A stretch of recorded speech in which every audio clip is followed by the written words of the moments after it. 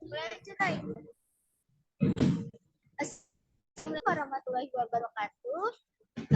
Yang terhormat, Ibu Kinkin Yuliati SPD MSI, selaku dosen pengampu dari Public Relation. Di sini kami dari kelompok 9 akan menjelaskan materi 6, yaitu mengenai Public Relation dan Marketing Mix. Next.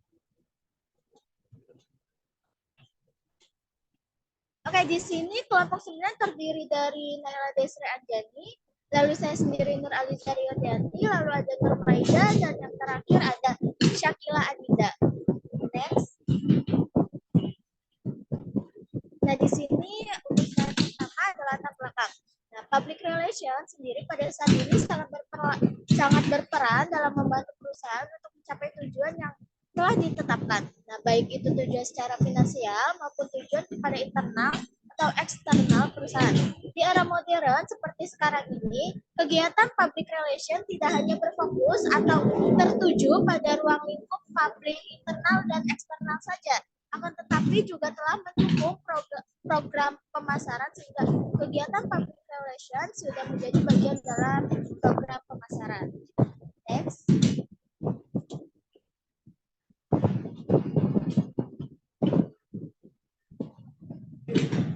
Nah, lalu di sini kita mengambil salah satu kasus, yaitu boleh di next.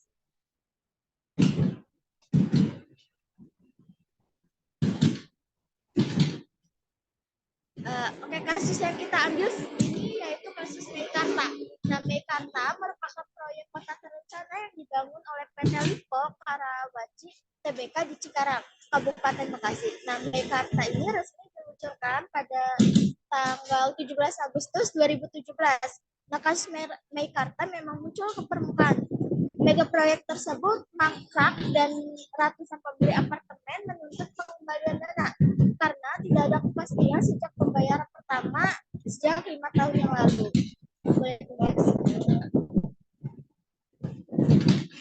Lalu ada Salesforce. Nah, sebenarnya apa sih Salesforce itu? Nah, Salesforce itu merupakan departemen yang memiliki tanggung jawab dalam menjual produk atau layanan bisnis kepada pelanggan.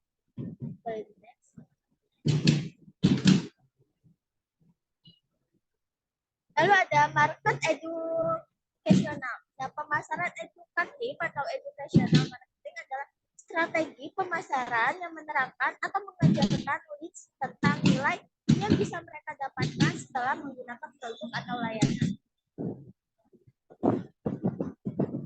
Lalu ada korporat finansial. Nah, korporat finansial adalah orang yang akan bertanggung jawab untuk memaksimalkan kesehatan keuangan perusahaan dan pemegang sahamnya.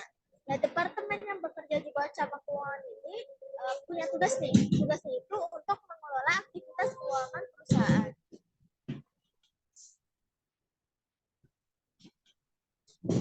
Oke, selanjutnya akan dijelaskan oleh teman saya.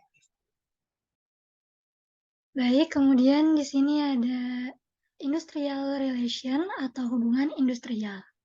Nah, hubungan perburuan di Indonesia saat ini lebih dikenal atau disebut dengan istilah hubungan industrial yang dapat diartikan sebagai tata cara kehidupan dan pergaulan di tempat kerja, agar tercipta suatu suasana yang serasi, harmonis, dan dinamis, sehingga dapat membentuk ketenangan kerja serta ketenangan berusaha atau industrial peace dengan berlandaskan pada ideologi negara dengan orientasi kepada sosial politik dan sosial ekonomi. Adapun beberapa definisi lain mengenai hubungan industrial, menurut para ahli yang pertama itu ada, menurut Dr. Paiman Simanjuntak, hubungan industrial adalah hubungan antara semua pihak yang terkait atau berkepentingan atas proses produksi barang dan jasa di suatu perusahaan. Yang kedua ada menurut Dr. Andas Yunus Samad, beliau menyatakan bahwa hubungan industrial dapat diartikan sebagai suatu corak atau sistem pergaulan maupun sikap dan perilaku yang terbentuk di antara para pelaku dalam proses produksi barang dan jasa, yaitu pekerja atau buruh, pengusaha, pemerintah, dan masyarakat. Dan yang terakhir ini ada menurut Musni Tambuzai, beliau menyatakan bahwa hubungan industrial merupakan pola hubungan interaktif yang terbentuk di antara para pelaku dalam proses produksi barang dan juga jasa seperti pengusaha, pekerja atau buruh, dan pemerintah dalam suatu hubungan kerja. Nah, menurut pasal 1 ayat 16 Undang-Undang Nomor 13 Tahun 2003 tentang Ketenagakerjaan, bahwa hubungan industrial adalah sebuah hubungan antara para pelaku dalam produksi barang dan jasa yang terdiri dari pemerintah, pengusaha, dan pekerja yang berdasarkan pada nilai-nilai Pancasila dan Undang-Undang Dasar tahun 1945. Jika dilihat bahwa pelaku hubungan industrial Indonesia ini terdiri dari 3 pihak, yaitu pemerintah, pengusaha, dan juga pekerja. Hal tersebut merupakan salah satu ciri khas subjek hubungan industrial yang ada di negara Indonesia, dibandingkan dengan negara lain yang hanya terdiri dari 2 pihak saja, yaitu pengusaha dan pekerja.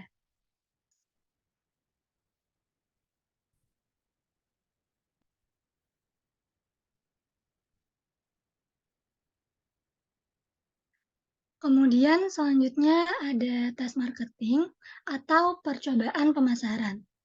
Nah, pengertiannya, menurut McDaniel dan juga Gates pada tahun 2013, tes marketing atau percobaan pemasaran yaitu pengujian secara nyata sebuah produk atau beberapa elemen pada marketing mix dengan menggunakan rancangan eksperimen atau percobaan, khususnya kuasi eksperimen.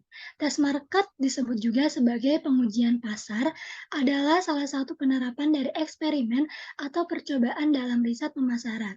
Pada riset pemasaran terdapat beberapa jenis rancangan riset, yaitu deskriptif dan casual. Tes market dilakukan dengan menggunakan jenis rancangan eksperimen kuasi. Nah, hubungan antara tes marketing dengan public relation sendiri yaitu merupakan dua konsep yang berbeda, namun keduanya saling terkait dalam strategi pemasaran suatu produk. Ketika melakukan tes marketing, perusahaan dapat menggunakan strategi public relation untuk mempromosikan produk kepada publik. Dalam hal ini, public relation dapat membantu perusahaan membangun citra positif di mata publik, memberikan informasi tentang produk yang diuji, dan mengumpulkan umpan balik dari konsumen. Dengan demikian, public relation dapat membantu perusahaan memperoleh wawasan yang lebih baik tentang preferensi konsumen dan membuat strategi pemasaran yang lebih efektif. Tes marketing dan public relation adalah dua konsep yang saling terkait dalam strategi pemasaran.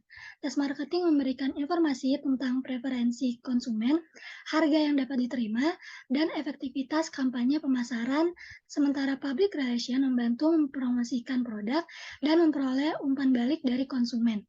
Keduanya saling mendukung dalam mencapai tujuan pemasaran yang sukses.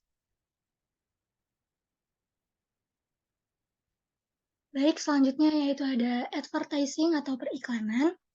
Menurut Moriarty, periklanan adalah suatu hal yang berkaitan dengan penciptaan pesan dan mengirimkannya kepada seseorang dengan harapan agar bereaksi atau memberikan pendapatnya menggunakan cara tertentu. Reaksi terhadap iklan tersebut dapat berupa respon yang positif maupun juga negatif. Jika masyarakat bereaksi sebagaimana yang dikehendaki, pengiklan dan merespon iklan tersebut dengan baik, maka iklan itu dianggap lebih efektif. Tujuan iklan sendiri adalah berusaha untuk menarik minat masyarakat terhadap suatu produk atau jasa melalui berbagai strategi. Strategi inilah yang nantinya dapat mempengaruhi pemilihan dan keputusan masyarakat dalam membeli barang atau jasa. Untuk dapat mendukung penyebaran informasi dan pesan terhadap masyarakat, maka iklan membutuhkan suatu media karena tanpa adanya dukungan dari media, iklan sebagai salah satu proses komunikasi tidak dapat menjalankan fungsinya dengan baik. Nah, hubungan antara advertising dengan public relation sendiri adalah keduanya ini memiliki tujuan yang berbeda. Advertising dan public relation saling melengkapi. Advertising dapat membantu meningkatkan kesadaran merek, sementara public relation dapat membantu memperkuat citra merek dengan membangun hubungan yang lebih baik dengan publik atau masyarakat. Keduanya bekerja sama dalam mencapai tujuan pemasaran yang lebih besar.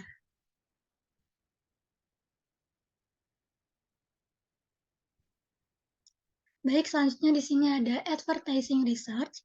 Advertising research atau riset periklanan adalah sebuah metode untuk menilai dan mengevaluasi kemanjuran iklan. Riset periklanan adalah bentuk khusus dari riset pemasaran yang mana secara spesifik berguna untuk mengevaluasi dan meningkatkan efisiensi iklan.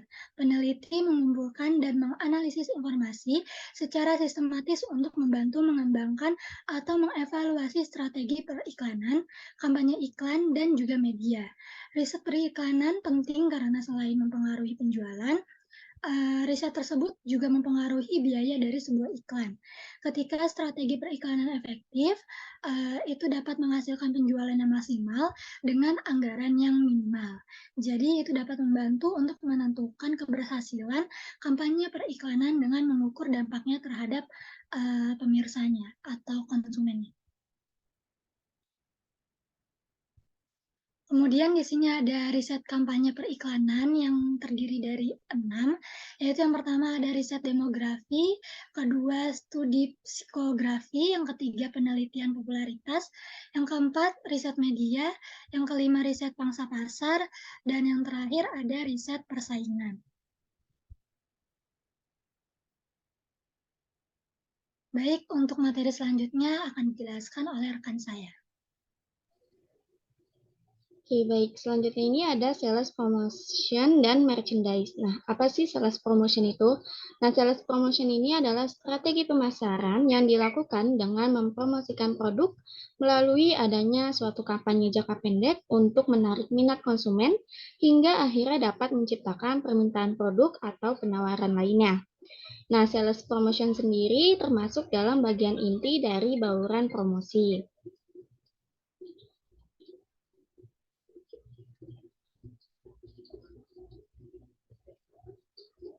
Nah, tujuan dari sales promotion ini ada 5. Yang pertama itu menciptakan menciptakan pasar untuk produk baru. Nah, perusahaan harus dapat memilih untuk meningkatkan penjualan melalui strategi sales promotion seperti diskon dan juga sebagainya. Nah, tujuannya ini agar dapat meningkatkan daya tarik dan membuat lebih banyak orang untuk mencoba produk tersebut. Lalu yang kedua ada upaya pembersihan produk lama. Nah, adanya sales promotion ini juga dapat digunakan untuk menjual produk lama agar dapat diganti dengan produk yang lebih baru. Nah, perusahaan ini cenderung memakai strategi sales promotion untuk menangani masalah seperti hal tersebut. Karena strategi ini dapat menarik konsumen dan menaikkan penjualan pada produk yang lama.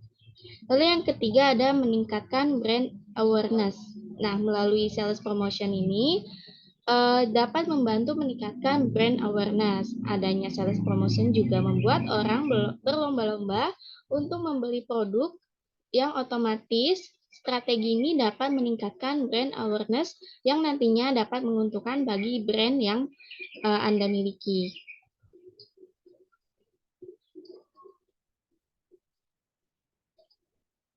Lalu yang keempat ada meningkatkan loyalitas konsumen. Nah, di sini konsumen akan semakin loyal dengan adanya sales promotion, seperti giveaway hingga voucher yang dapat menguntungkan bagi konsumen. Nah, selain itu, dengan adanya kepuasan yang diperoleh, konsumen ini dapat dengan sendirinya mempromosikan produk perusahaan sehingga dapat menarik konsumen baru. Dan yang kelima ini, tujuannya untuk tetap kompetitif. Nah, meneliti atau menganalisis produk milik pesaing tidak cukup untuk meningkatkan penjualan produk. Maka perusahaan harus melakukan sales promotion untuk dapat menjadi usaha yang tetap kompetitif dan mempertahankan posisi di pangsa pasar.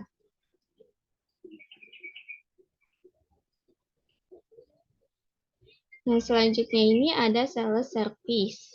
Nah, after sales service. Nah, after sales service ini adalah layanan yang diberikan kepada konsumen setelah melakukan pembelian produk dari produsen. Nah, layanan purna jual atau after sales service ini digunakan untuk memastikan seorang konsumen ini merasa puas dengan produk dan layanan dari sebuah perusahaan. Nah, perusahaan akan mengetahui nih apakah konsumen merasa puas dan akan membeli kembali produk dari perusahaan tersebut, atau secara tidak langsung konsumen ini akan merekomendasikannya kepada orang lain. Nah, di sini public relation dalam layanan after sales service memiliki peran penting untuk merealisasikan strategi komunikasi perusahaan. Nah, aktivitas dari public relation ini adalah menyelenggarakan komunikasi timbal balik antara lembaga dengan publik yang bertujuan untuk saling menciptakan kepercayaan dan juga dukungan untuk tercapainya tujuan, kegiatan, dan kemajuan atau citra positif dari sebuah perusahaan.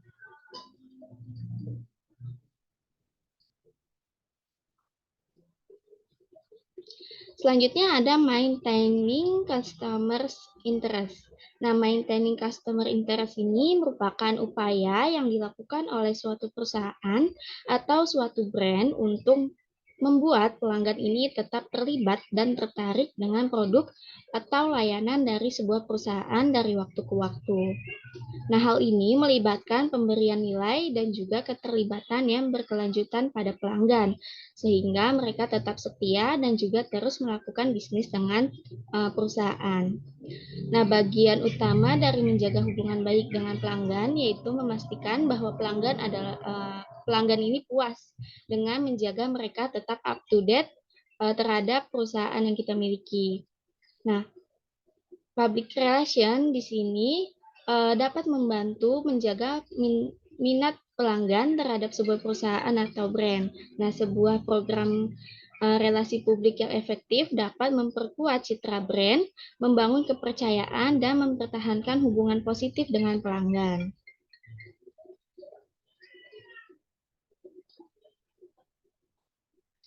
Nah, di sini ada cara untuk mempertahankan minat konsumen yang mengarah pada pembelian selanjutnya, yaitu yang pertama terus menambah nilai. Nah, di sini buatlah pelanggan agar tetap tertarik dengan menawarkan sesuatu yang berharga selain dari produk yang ditawarkan. Nah, perusahaan ini dapat memberikan saran gratis kepada pelanggan melalui top 10 list dan FAQ dengan menggunakan platform blog. Nah, dengan melibatkan pembaca sepenuhnya di bagian komentar, mereka juga dapat meningkatkan transparansi perusahaan dan juga kesadaran brand dari perusahaan. Nah, di sini perusahaan tidak hanya mendapatkan jawaban, tetapi juga mendapatkan wawasan yang real time tentang apa yang benar-benar dicari konsumen, dan juga memasukkan ide-ide ke dalam produk, layanan, dan juga kampanye pemasaran perusahaan. Lalu yang kedua, mengikuti tren industri. Nah, mengikuti tren industri ini yang sedang berkembang di pasar sangat penting untuk menemukan peluang pemasaran dan juga mengawasi persaingan perusahaan. Dan hal ini juga merupakan cara yang bagus untuk terhubung dengan konsumen. Nah, dengan mengetahui apa yang sedang tren di sebuah industri dan menerapkannya pada konten perusahaan, maka perusahaan dapat menyesuaikan produk dan juga layanan yang lebih baik untuk konsumen. Lalu yang ketiga ada memastikan pelanggan puas. Nah, di sini seorang public relation harus memastikan bahwa konsumen ini puas sebelum, selama, dan setelah membeli sebuah produk dari perusahaan. Nah, jika konsumen tidak diberikan kepuasan, maka mereka akan kehilangan minat dengan sangat cepat. Nah, di sini perusahaan juga bisa meminta feedback dari konsumen untuk mengevaluasi perusahaan tersebut.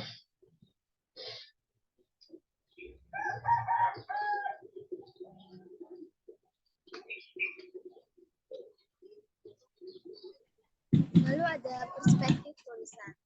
Di kasus konsumen Meikarta yang mengadukan masalah pembangunan apartemen ke DPR dan kemudian dituntut oleh perusahaan sebesar 56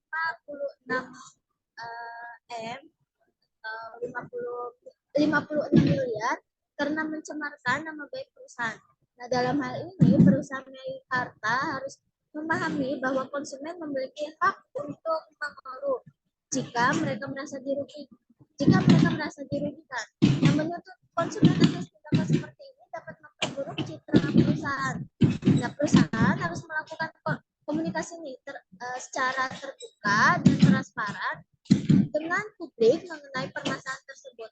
Dengan adanya komunikasi yang jelas, dapat membantu menenangkan kekhawatiran konsumen dan mencegah penyebaran informasi yang buruk tentang perusahaan. Nah, dengan respon yang cepat dan efektif, komunikasi terbuka dan transparan, dan upaya untuk memperbaiki hubungan dengan publik, perusahaan dapat mengembalikan kepercayaan kembali dan kepuasan pelanggan kepada mereka.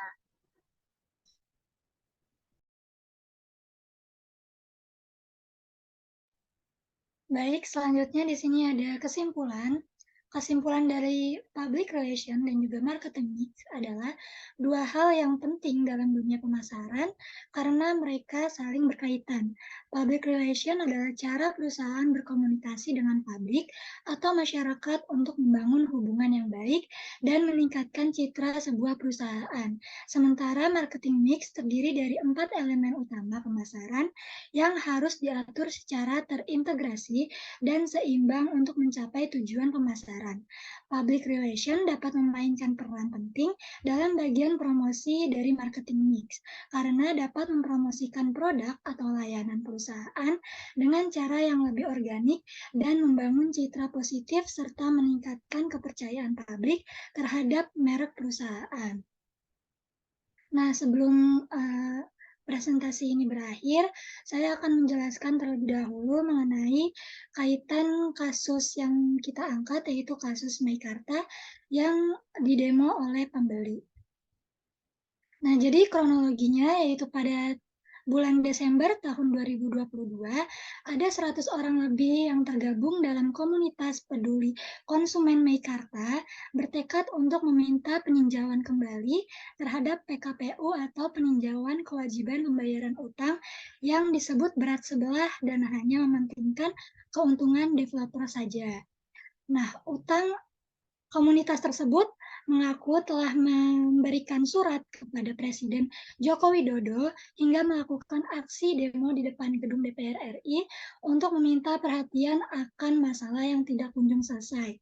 Aksi demo tersebut direspon oleh PT Lipo Cikarang Tbk atau LPCK yang masih optimis dapat melakukan serah terima bertahap hingga tahun 2027 berdasarkan putusan homologasi PKPU. Namun, konsumen Meikarta tegas menolak janji Lipo tersebut untuk serah terima pada tahun 2027. Para konsumen tetap meminta refund atau pengembalian dana atas pembelian unit apartemen Meikarta. Kabar terbarunya sekarang adalah bahwa komunitas akan mendatangi ramai-ramai sejumlah bank yang memfasilitasi pembiayaan kredit pemilikan apartemen atau KPA Meikarta yang totalnya ada 6 kreditur dan 90 debitur yang termasuk dalam anggota komunitas dengan nilai pembelian mencapai 15,8 miliar rupiah. Salah satu bank yang menjadi sasaran utamanya yaitu Bank Nobu yang disebut terus-menerus melakukan penagihan kewajiban hingga mengintimidasi konsumen. Padahal hak berupa unit apartemen tidak kunjung didapatkan hingga saat ini tahun 2023. Nah, salah satu subbab yang ada di materi ini seperti advertising research ini berkaitan dengan kasus Meikarta. Nah, dalam kasus Meikarta, riset demografi dilakukan serta hasil riset periklanan yang didapat adalah bahwa masyarakat sebagai konsumen yang berada di perkotaan, khususnya di kota besar seperti Jakarta, Bekasi, dan juga Tangerang, memiliki gaya hidup kepemilikan tempat tinggal yang praktis dan menginginkan rumah yang dekat dengan kantor kerja. Namun untuk memiliki rumah di sekitar kantor, serasa tidak memungkinkan karena berbagai hal. Salah satunya adalah pendapatan yang kenaikannya tidak sebanding dengan kenaikan harga rumah. Selain itu, Sangat minimnya area tempat di kota besar yang terus dipadati dengan banyak penduduk dan juga bangunan menjadi salah satu penyebabnya. Kondisi tersebut dimanfaatkan oleh pengusaha properti sebagai peluang bisnis yang sangat menjanjikan.